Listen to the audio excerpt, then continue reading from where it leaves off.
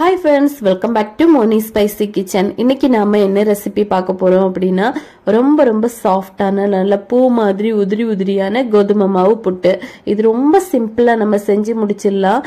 இது செய்யிறதுக்கும் அதிகமான டைம் எல்லாம் எடுக்காது. புட்டு செய்ய தெரியாதவங்க கூட ஈஸியா செஞ்சு முடிச்சிடலாம். பிகினர்ஸ்க்கு எல்லாம் ரொம்ப யூஸ்ஃபுல்லா இருக்கும். சோ கண்டிப்பா நீங்க வந்து மிஸ் பண்ணாம பாருங்க. இப்போ வாங்க இந்த டேஸ்டியான சாஃப்ட்டான புட்டு எப்படி செய்யலாம் அப்படிங்கறத வீடியோ பார்த்து தெரிஞ்சுக்கலாம். அதுக்கு முன்னாடி நம்ம சேனலுக்கு இப்பதான் ஃபர்ஸ்ட் டைமா வாரீங்கன்னா மறக்காம சப்ஸ்கிரைப் பண்ணுங்க. அப்படியே பக்கத்துல இருக்கக்கூடிய பெல் பட்டனையும் பிரஸ் பண்ணிருங்க. அப்பதான் நான் போடக்கூடிய நியூ வீடியோஸ் உங்களுக்கு நோட்டிபிகேஷன் வரும். மறக்காம லைக் பண்ணுங்க, ஷேர் பண்ணுங்க. இப்போ வாங்க வீடியோக்குள்ள போய் இது எப்படி செய்யலாம் அப்படிங்கறத பார்த்துடலாம். இது செய்யறதுக்காக ஒரு பவுல்ல சரியா 1 கப் அளவுக்கு கோதுமை மாவு எடுத்திருக்கேன். இது கூடவே பாத்தீங்கன்னா 1 டீஸ்பூன் அளவுக்கு நம்ம வந்து உப்பு சேர்த்துக்கலாம். உப்பு சேர்த்துட்டு இதை நல்லா வந்து இந்த மாதிரி மிக்ஸ் பண்ணி கொடுத்துக்கோங்க. இந்த உப்பு வந்து மாவோட எல்லா பக்கத்துலயும் நல்லா மிக்ஸ் ஆகட்டும். அதுக்கப்புறமா எந்த கப்பில் நம்ம மாவு அளந்தோமோ அதே கப்புக்கு 1/4 கப் அளவு தண்ணி சேர்த்துக்கோங்க. சேர்த்துட்டு நல்லா இந்த மாதிரி கலந்து எடுங்க. அப்போ வந்து இது கொஞ்சம் இந்த தண்ணியோட இந்த மாவு எல்லாமே மிக்ஸ் ஆகி இந்த மாதிரி ஒரு பக்குவத்து இருக்கும். பாருங்க, இந்த மாதிரி பிசையும் போதே உங்களுக்கு தெரியும், கெட்டியெல்லாம் ஆகாது. கொஞ்சம் இந்த மாவு வந்து இந்த மாதிரி இருக்கும். இப்போ இது அப்படியே நம்ம ஒரு மிக்சர் ஜார்ல சேர்த்துடலாம். எல்லாத்தையும் சேர்த்துக்கோங்க. இப்போ சேர்த்துட்டு இதை வந்து ஒரு 2 பல்ஸ் மூட்ல மட்டும் போட்டு நம்ம எடுத்துட்டு வந்துடலாம். ரொம்ப எல்லாம் அரைக்க வேண்டாம். லேசா வந்து ஒரு அடி மட்டும் அடிச்சு எடுத்துட்டு வந்துருங்க.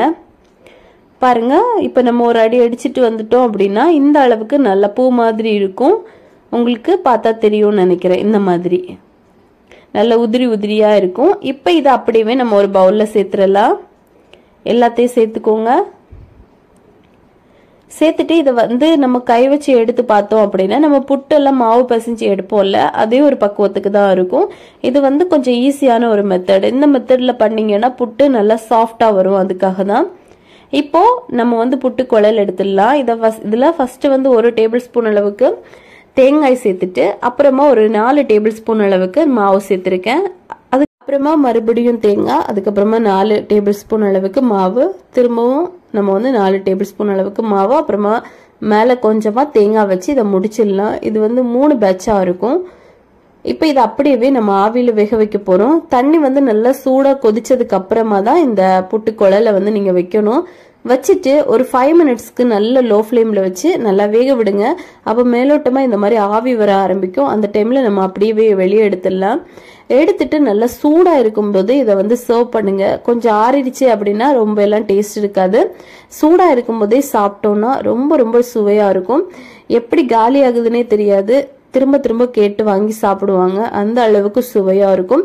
கண்டிப்பா ட்ரை பண்ணி பாருங்க. இந்த புட்டு கூட 2 பழம் மட்டும் வச்சு சாப்பிட்டாலே போதும்.